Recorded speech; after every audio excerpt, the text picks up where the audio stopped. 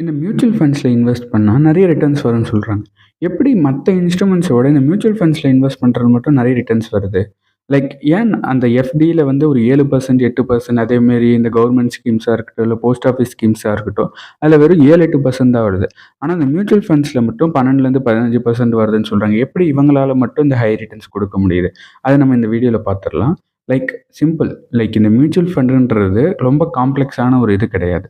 உங்ககிட்ட லைக் நம்ம மாரி நெறைய பேர்கிட்ட ஒரு அமௌண்ட் வாங்கி, அந்த அமௌண்ட்ட எடுத்துட்டு போயி, அவங்க வேற எங்கேயும் இன்வெஸ்ட் பண்ண எங்க இன்வெஸ்ட் பண்ண போறாங்கன்னா, இந்த மாரி ஸ்டாக் மார்க்கெட் இருக்குல்ல. ஸோ, அந்த ஸ்டாக் மார்க்கெட்ல இருக்க நெறைய கம்பெனீஸ்ல, இல்ல அந்த கம்பெனீஸ் விடுற பாண்ட்ஸ்ல, இல்லைன்னா கவர்மெண்ட்டோட பாண்ட்ஸ்ல, லைக் இந்த மாரி அவங்களுமே இந்த மாரி கவர்மெண்ட் கம்பெனீஸ், கவர்மெண்ட் பாண்ட்ஸ் இல்லைன்னா பிரைவேட் கம்பெனீஸ், பிரைவேட் விடுற பாண்ட்ஸ் இதில தான் இன்வெஸ்ட் பண்ணுவாங்க. லைக் பேஸ்ட் ஆன் லைக் அவங்க ஃபுல்லா ஸ்டாக்ஸ்ல இன்வெஸ்ட் பண்ணாங்கன்னா கொஞ்சம் ஹை ரிட்டர்ன்ஸ் வரும். இல்ல பாண்ட்ஸ்ல இன்வெஸ்ட் பண்ணாங்கன்னா கொஞ்சம் மாடரேட்டா ரிட்டர்ன்ஸ் வரும்.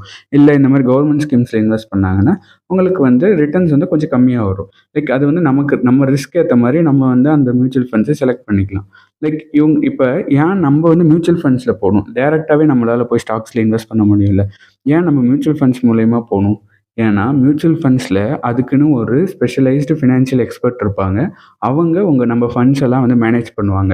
லைக் இப்போ ஒரு ஹெச்டிஎஃப்சில ஒரு ஃப்ளெக்ஸி ஃபண்ட் இல்லன்னா ஒரு மிட் கேப் ஃபண்ட் எடுக்கிறோம்னா, அந்த ஃபண்டுக்குன்னு ஒரு எக்ஸ்பர்ட் இருப்பார். Financial expert. அவர் வந்து எந்த ஸ்டாக்ஸ்ல இப்ப போட்டா அதிகமா லைக் ரிட்டர்ன்ஸ் வருமா? லைக் அவர் வந்து ஒரு 40, 50 ஸ்டாக்ஸ்ல இன்வெஸ்ட் பண்ணியிருப்பாங்க. அந்த 40, 50 ஸ்டாக்ஸ்ல இந்த ஸ்டாக்ஸ்ல இப்ப ரிட்டர்ன் வருமா? அதுக்கேத்த மாரி அவங்க ரீஅலோகேட் பண்ணிக்கிட்டே இருப்பாங்க.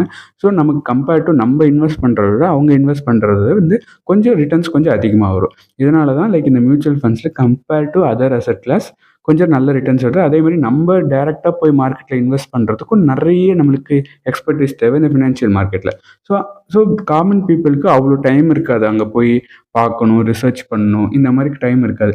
ஸோ அதுக்கு மியூச்சுவல் ஃபண்ட் ஒரு நல்ல பெஸ்ட் ஆப்ஷன். லைக் இந்த மாரி மியூச்சுவல் ஃபண்ட்ஸ் பத்தி தெரிஞ்சுக்கணும், அதுல வந்து இன்வெஸ்ட் பண்ணணும்னு நெனச்சீங்கன்னா, என்னோட கான்டாக்ட் டீட்டெயில்ஸ் வந்து டிஸ்கிரிப்ஷன்ல இல்லைன்னா வந்து கமெண்ட்ஸ்ல பிங் பண்றேன். லைக் என்ன ரீச் அவுட் பண்ணுங்க. நான் வந்து ஒரு மியூச்சுவல் ஃபண்ட் டிஸ்ட்ரிபியூட்டர். ஸோ உங்கள நான் கைட் பண்றேன்.